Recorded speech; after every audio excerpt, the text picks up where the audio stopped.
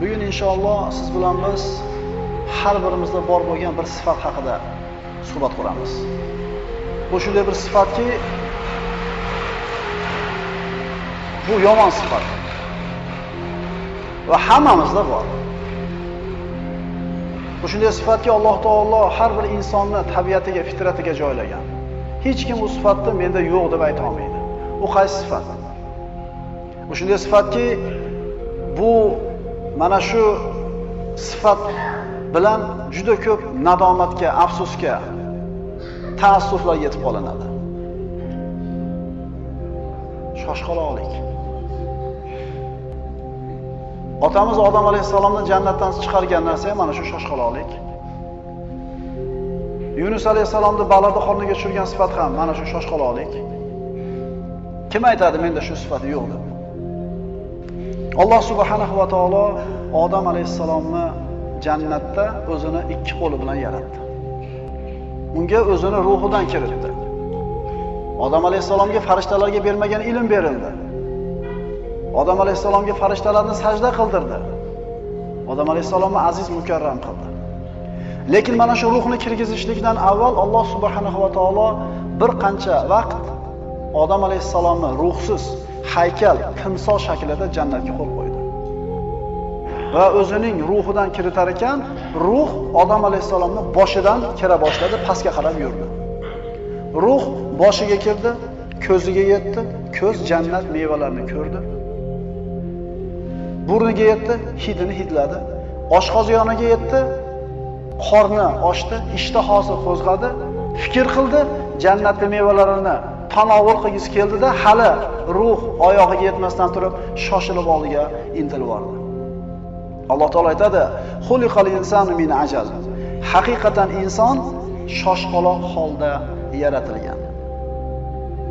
Zamonamizga qarasangiz, yildan yilga shu tezlik degan narsa, shoshqaloqlik degan narsa kuchayib ketyapti. Shuncha siz bilan bizni ishlarimizni tezroq bajarishiga sabab bo'ladigan vositalar ko'paygan sari vaqtimiz yetmayapti. Eskilarimiz piyoda yurib, hamma qarindosh urug'ini, yetti mahallasini nomma-nom yurib aytib topib kelar edi. Hozir tayda mashinasi, qo'lida telefoni turib, falonchi qolib qopti. Shoshqaloqlik. Bu yomon sifat. Shoshqaloqlik shunday bir yomon sifatki, insonni noumidlikka, tushkunlikka, qunutga, ya'sga olib borib qo'yadi. Inson bir xayriyat ish qilsa, mukofotini tezda olishni xohlaydi. Hamda bir odam noma'qul ish qilsa, birovga zulm qilsa, jazosini ertasi kuni olishligini kutadi bu yoqdagilar. Alloh taolo aytadi: "Xuliqal insanu min ajal, saurikum ayati fala tasta'jilun." Mo'min odamga, mazlum odamga mana shu oyat qalbiga taskin berishligi kerak. Haqiqatan inson shoshqaloq holda yaralgandir. Yaqinda men sizlarga o'z oyat alomatlarimni ko'rgazurman. Ya'ni menga osiy bo'lgan kimsalarni qanday azoblashimni ko'rursizlar. Fala tasta'jilun. Bas meni shoshtirmangiz.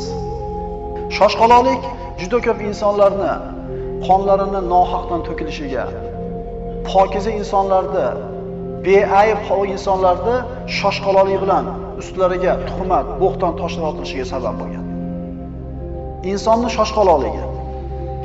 Inson Robbisidan ba'zi bir narsalarda duo qilib so'rar ekan, shu so'rayotgan narsasini o'ziga yaxshi deb biladi. Ya'ni yaxshi deb bilgan narsasini so'raydi. Lekin shu so'ragan narsasini haqiqatan yaxshimi, yomonmi kim biladi uni? Alloh biladi. Ya Rasululloh, duo qiling, men ham boy bo'lay, qiylanib ketdim deb shoshiltirdi. Sizga mana shu faqir bo'lganingiz yaxshi desa, ya Rasululloh duo qilavering dedi. Shoshilib ketdi. Duo qildi, qo'ylari ko'payib ketdi. Oqibati nima bo'ldi? Dunyosi ko'payganidan jamoat namozlariga kela olmay qoldi, juma namozlariga kela olmay qoldi. Dunyosi ko'paydi, shoshilib ketdi. Zakot yig'uvchilarni Rasululloh jo'natganida zakot berishni ham xohlamay qoldi. Alloh taolo aytadi: "Walau yu'ajjilullohu lin-nasi sharra istijalahum bil khayr, laqudiya ilayhim ajaluhum, fanadharu alladhina la yarjuna liqana fi tughyanihim ya'mahun." Agar Alloh bu odamlarga, ya'ni mushriklarga yaxshilikni tez keltirgani kabi yomonlikni ham naqd qilsa edi, albatta ularning ajallari yetgan bo'lar edi. Bas, biz ularga yomonlikni naqd qilmaymiz, balki bizga ro'baro bo'lishni umid qilmaydigan kimsalarni o'z tug'yonlarida adashib uloqib yurgan holda tashlab qo'yamiz. Payg'ambarimiz sollallohu alayhi vasallam Makka mushriklarini islomga da'vat qilib, agar osiy bo'lsanglar Allohning balosi keladi desa, duo qilishar. Ey Alloh, agar Muhammad aytayotgan narsa haq bo'lsa, bizni boshimizga balo yog'dir deyishardi. Ya'ni Muhammad haq bo'lsa, shu dinga bizni ham hidoyat qilmas, boshimizga tosh yog'dir. Alloh aytayapti. Agar ular so'ragan narsani yog'dirsak, hukm ijro qilingan bo'lardi. Ajallari yetib qolar edi. Boshqa oyatda Alloh aytadi: "Ey Muhammad alayhisalom, siz ularning ichida turar ekansiz, ularga balo kelmaydi.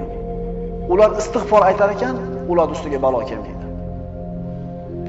Shoshqaloqlik insonga juda ko'p kasalliklarni keltirib chiqaradi. Iztirob, unutuvchanlik, qalbini doim bir qalqib turishligi, xotirjamlikni yo'qligi. Hakim odamchi hayotida bo'ladigan ishlarning rejasini tuzadi. Shu ishlarini chiroyli suratning nihoyasiga yetishiga sabab bo'lgan ishni qiladi-da, natijani Allohdan deb biladi. Alloh aytgani bo'ladi deydi. Ibn Qoyyim rahimahulloh shunday deydi: Johilni, yengiltagi insonni, shoshqaloq insonni hikmati bo'lmaydi. Qaytaramiz. Johil insonda, tentak, yengiltek insonda hamda shoshqaloq insonda hikmat bo'lmaydi. Hadisda keladi: "At-ta'anni minalloh va al-ajalatu minash-shayton." Imom Termiziy sahih rivoyat qilgan hadis, Imom Alboniy hasan degan bu hadisni. Shoshilmaslik, xotirjamlik Allohdan, shoshilishlik shaytondan. Mashina minamiz ukalar. Svetoforda turamiz. Shu skoroskga urib, splenani bosib turishing kerak. Chunki sariq yonishiga jilmasang orqandagi pop deydi.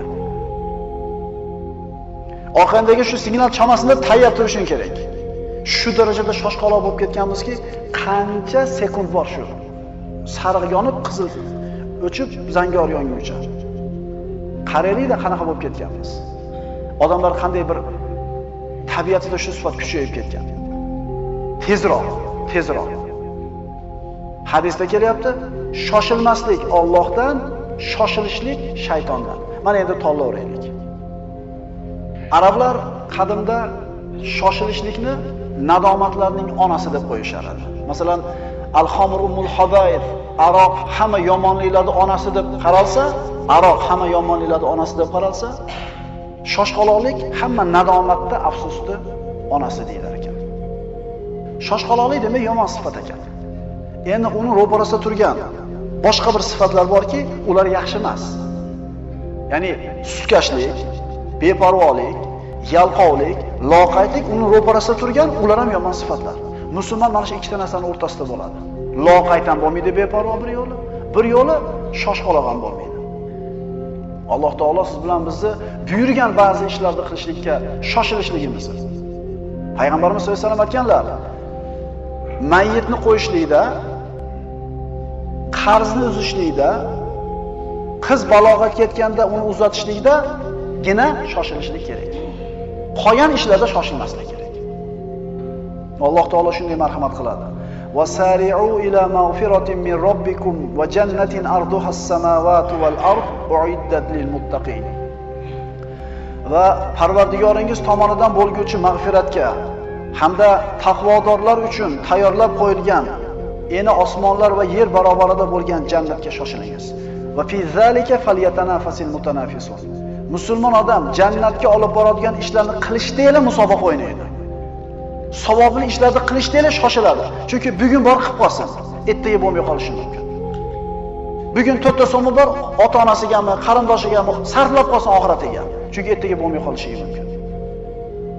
Hayotimizda shoshqaloqlikda oqibatida keladigan juda ko'p noxush holatlar bor.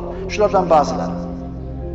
Shoshqaloqlikning oqibatlaridan inson bir xabarni eshitishligi bilan uni tekshirmasdan turib, rost yolg'onligini aniqlamasdan turib, ishonadida bir odamni shartda yomonga chiqarib qo'yadi yoki shartda yaxshiga chiqarib qo'yadi. To'xta, eshitaylikchi uni o'zidan ham deydigan odamlar nihoyatda kam bo'lib ketgan. Abu Xotim rahimahulloh shunday deydi, diqqat qilamiz. Shoshqaloq inson bilmasdan turib gapiradi, tushunmasdan turib javob beradi, sinamasdan turib maqtaydi, maqtaganidan keyin yomonlaydi, fikr qilmasdan qaror qabul qiladi, qaror qabul qilmasdan turib harakat qilib boradi. Shoshqaloq inson bilmasdan turib gapiradi, tushunmasdan turib javob beradi, sinamasdan turib maqtaydi, maqtaganidan keyin shoshilib yomonlaydi, fikr qilmasdan turib qaror qabul qiladi, hali qaror qabul qilmasdan turib harakatga tushadi. Bu yoshlarda ko'proq uchraydigan narsa. Falonchi mana qilibdi, biz ham qilamiz, ketdik. Falonchi bir reys olib kelgan ekan, moncha pul qolibdi, ketdik biz ham. Fikr qiling, u bir reys olib kelguncha foyda qilguncha necha yil ishlagan? O'sha kanalda otishcha qancha bir vaqtini, pulini sarflagan? Yo'q. O'sha olib keldimi, bizniki ham bo'ladi.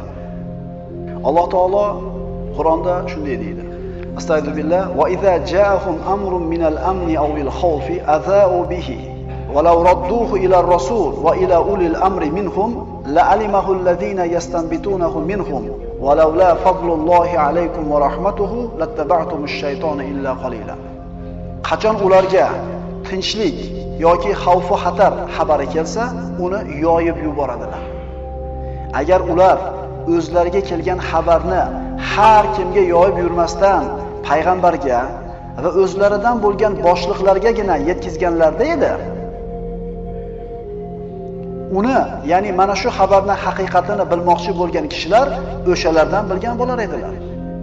Agar sizlarga Allohning fazli marhamati bo'lmasa edi, ya'ni Alloh o'zi to'g'ri yo'lga boshlamasa, ayrim kishilardan tashqari hamma shaytonga ergashgan bo'lardi. Ya'ni eshitgan gapni siraza tarqatib yuraverishlik insonni yolg'onchiligiga sabab bo'ladigan ishlardan. Ehtimol sizni xijolat qilishligi uchun shu gap sizga aytgandir. Siz ham yayasida borib kimgadir. Kimdan eshitding desa, falonchidan eshitdim deydi. Shunaqa deyishlik uchun sizga aytgandir ehtimol. Bir xabarda eshitsanglar deyapti Alloh taolo. Payg'ambarga aytinglar yoki ichingizdan bo'lgan aql egalariga aytinglar deyapti. Shular tekshirib bilib turib keyin e'lon qilsin. Mishmish degan narsa oldi olinadi. U mishmishni eshitdingiz, ehtimol to'g'ridir, ehtimol noto'g'ridir. Eshitgan odam haligi mishmish, yomon xabar bo'lsa ichi ezilib qoladi, lekin hech narsa o'zgarmaydi. Ya'ni eshitgan gapini ko'tarib yuravergan odam yolg'onchilikka juda yaqin bo'ladi. Shunaliga eshitgan gapimizni ko'tarib yetkazishligimiz yolg'onchiligimizga sabab bo'ladigan amallardan. Shoshqaloqlikni bizni ustimizga olib keladigan yomon oqibatlaridan bu odamlarning o'rtasidagi munosabatlarni yomonlashishligi. Bir xabarda eshitdingiz, tekshirmadingiz, shart hali xabarni yaydingiz. Sizni palonchi mana dedi. Bo'ldi, ketdi, shu bilan narigi odamga nisbatan munosabat ketaveradi. Yana shoshqaloqlikni zararli oqibatlaridan inson shoshilib hukm chiqarishligi. Payg'ambarlarning qissasiga murojaat qilar ekanmiz. Davud alayhissalom payg'ambar bo'lgan, qozi bo'lgan, podshoh bo'lgan. O'zini ibodat qiladigan xos xonasiga birovni kirgizmasdan eshikni qulflab qo'yib ibodat qiladi. Ibodat qilib yurgan kunlarning birida ikkitadan devor oshib tushdi. Davud alayhissalom qo'rqib ketdi. Alloh taolo shunday marhamat qiladi bu qissa haqida. Hal ataka naba'ul khasmi iz tasawwarul mihrab. إذ دخلوا على داود ففزع منهم قالوا لا تخف خصمان بغى بعضنا على بعض فاحكم بيننا بالحق ولا تشتت واهدنا إلى سواء الصراط. Davud alayhisalom oldiga tushganda qo'rqib ketdi. Bu ikki kishi aytdiki, qo'rqmagin dedi. Ikkomiz dedi, talashib qoldik, tortishib qoldik. O'rtamizda adolat bilan hukm qilgin, to'g'ri yo'lga bizni boshlagin. Biri aytdi, bu meni birodarim dedi. 99 ta soliq qo'yi bor. Meni bitta soliq qo'yim bor. U ham haydab olib chiqadi boqqani, men ham bitta qo'yimni haydab chiqaman boqqani. Menga do'stim aytdi, men 99 ta qo'yni haydab chiqyapman, Sen bitta bilan chiqyapsan. Bittaga ovora bo'lmasdan meni qo'ylarimga qo'yini qo'shib yubor, men boqib beraman dedi. Men unga qo'yimni qo'shib berdim. Endi qaytarib ber deb qo'yimni talab qilsam, seni menda qo'ying yo'q deb turibdi. Deganida Davud alayhisalom aytdiki: "Qala laqad zalamaka bi su'ali na'jatika ila ni'aji va inna katiran minal khulata'i la yabghi ba'duhum ala ba'd illa alladhina amanu wa amilus solihati va qalilun ma hum." Davud ikkinchi da'vogarning so'zini tinglamasdanoq dedi: "Dar haqiqat u sening qo'yingni so'rab va o'z qo'ylariga qo'shib olish bilan senga zulm qilibdi. Darvoqe ko'p oshna og'aynilar bir-birlariga zulm qilurlar. Faqat iymon keltirgan va yaxshi amallar qilgan kishilargina zulm qilmas. Ammo unaqalar juda kam." Hukm chiqarib. Shunda ikkinchi odam: "Ey Allohning nabiysi, shoshilmang, mendan ham eshiting" dedi. Va zanna Davud anna fatannahu. Biz Davudni sinaganligimizni keyin bilib qoldik dedi Alloh.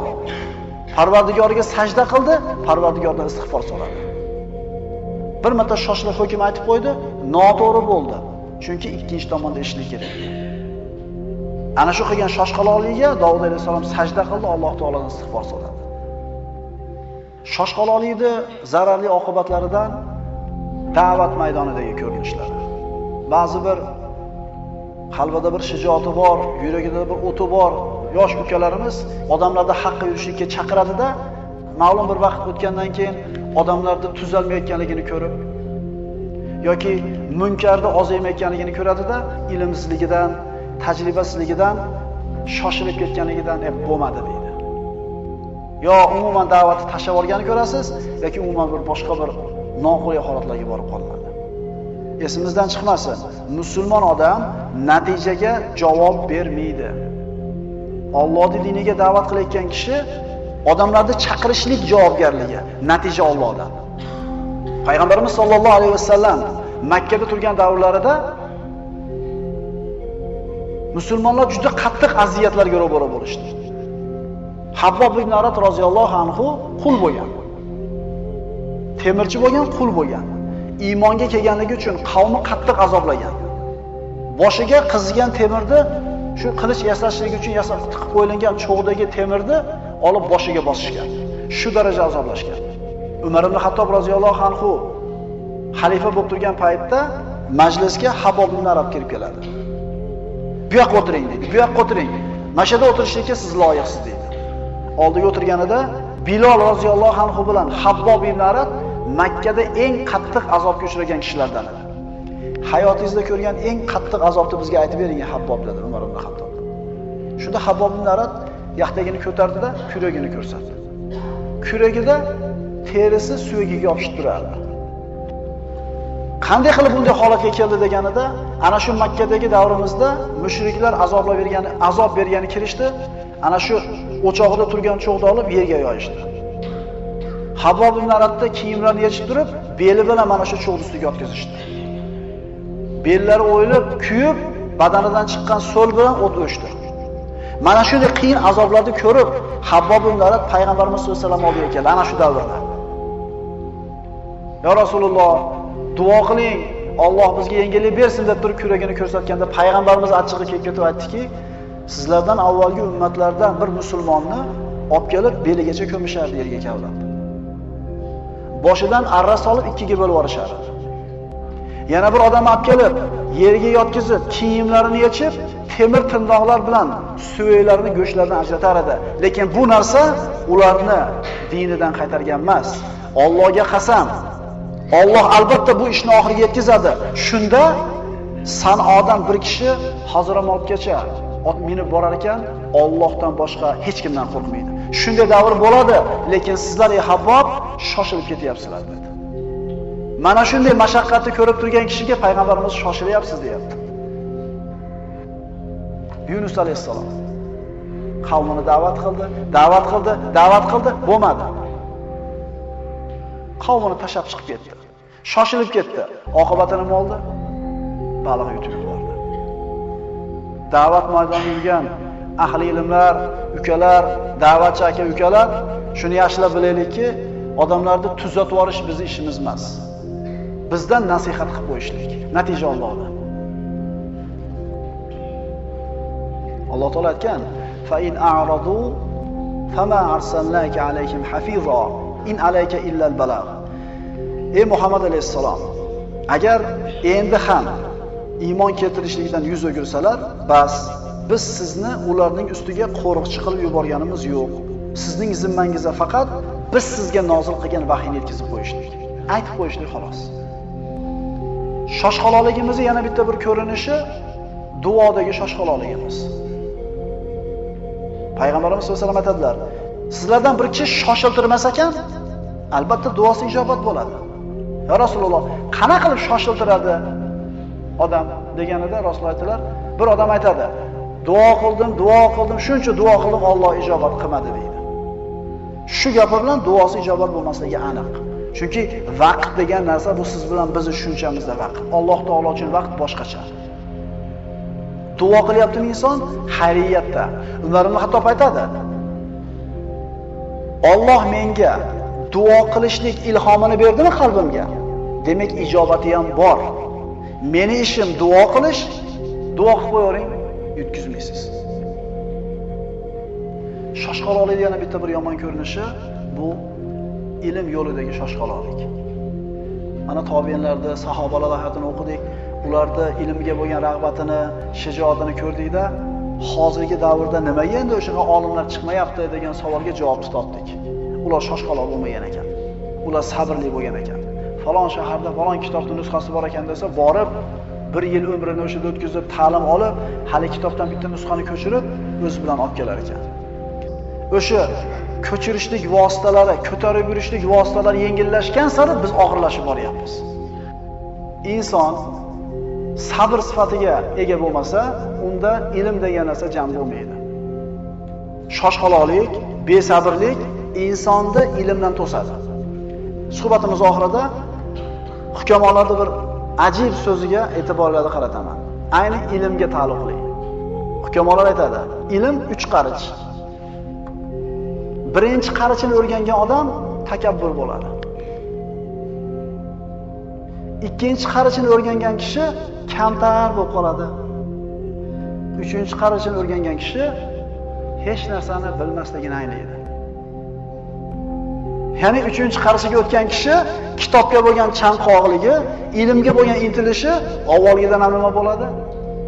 Oho, biz hali bilmaydigan narsamiz juda ko'p ekan deydi. Endi takabbur bo'layotgan bo'lsak, demak biz birinchi qarichidamiz. Alloh subhanahu va taolo mana shu shoshqaloqlik degan sifatimizni tuzatishligimizga Alloh taolo o'zi tavfiq bergan bo'lsin.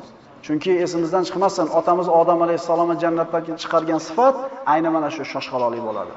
Aqulu qawli hada va astaghfirulloh li va lakum. Assalomu alaykum va rahmatullohi va barakatuh.